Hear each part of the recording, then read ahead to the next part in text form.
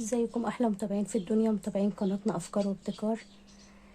النهارده زي ما عودناكم هنعمل افكار جديده بتكاتها وبحركاتها.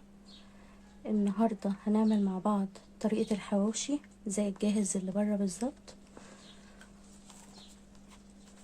وبجد ريحته وطعمه تحفه، وفي البيت، وحاجات مضمونه وبأقل تكاليف.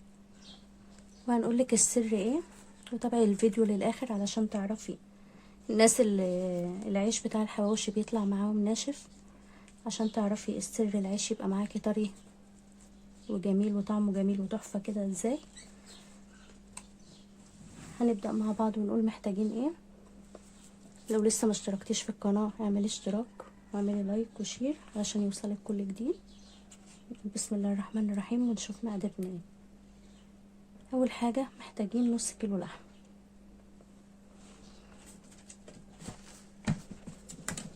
تاني حاجة هنحتاج في مقاديرنا في الكبة ده طماطم متقطعة وبصل وربع قرن فلفل حار، لان انا عامه ما بحبش الحاجه الحاره وولادي، وفلفله رومي عاديه،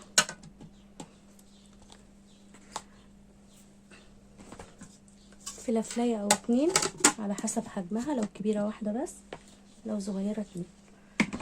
وهنضرب كل ده مع بعضه في الكبه، هضربهم ونقول مع بعض لسه محتاجين ايه.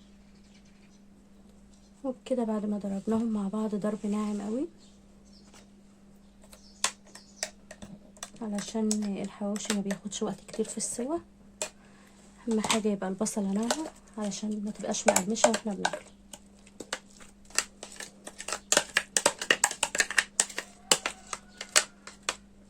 نضيف المكونات دي على اللحمه. بنضيف عليه ايه، معلقه فلفل، معلقه صغيره زي دي، معلقه ملح مليانه شويه، معلقتين او معلقه ونص.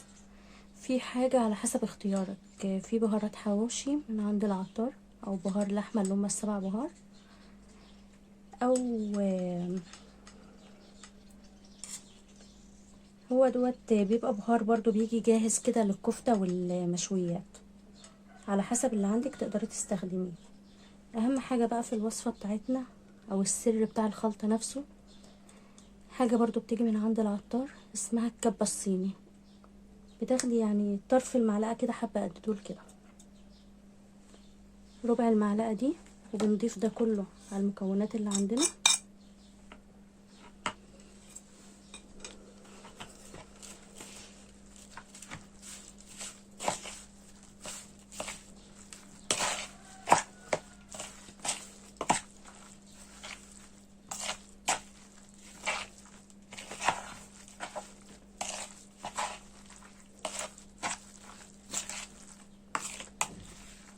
بتقلبيهم كويس، ويستحسن تسيبيهم ساعتين او ساعه في التلاجة، بحيث ان التوابل كلها تشرب اللحمه تشرب من التوابل.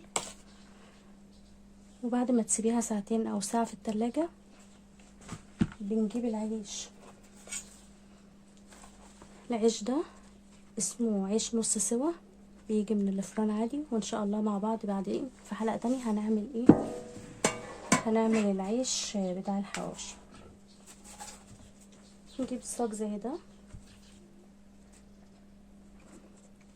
وبتدهني الصاج زيت طبيخ عادي من اللي عندك.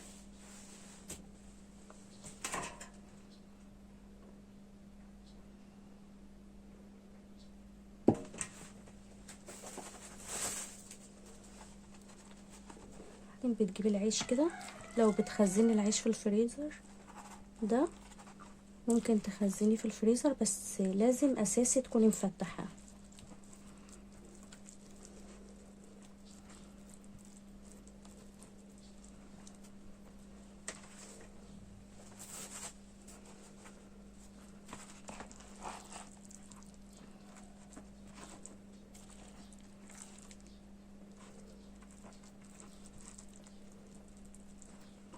وعلى حسب بقى اللي انت عايزه تستخدميه، صاج صينيه على حسب اللي عندك، تضغطيه كويس كده.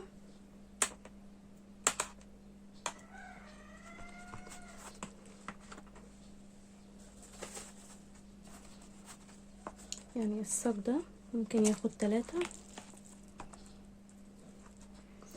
بتدخليهم الفرن وتقريبا بيقعد 8 او 10 دقايق، بتقلبيها الوشين.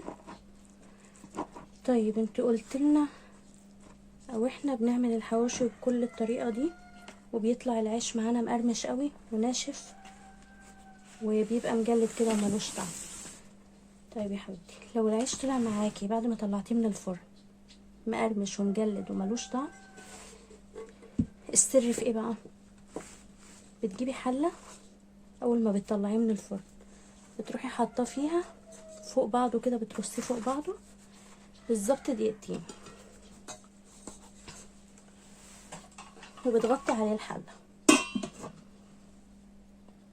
هو بقى بيشرب من البخار مع بعضه، وبياخد البخار ده بيخليه طري. بس ما تطوليش عليه علشان ايه؟ ما يبقاش مندي قوي، او ما يبقاش زي ما بنقول مبشن كده. احنا عايزينه يبقى كده طري معاكي وفي نفس الوقت فيه قرمشه خفيفه. هو ده السر، وهو ده الحواوشي بسهوله قوي، وفي 5 دقايق عملنا احلى اكله واسرع اكله.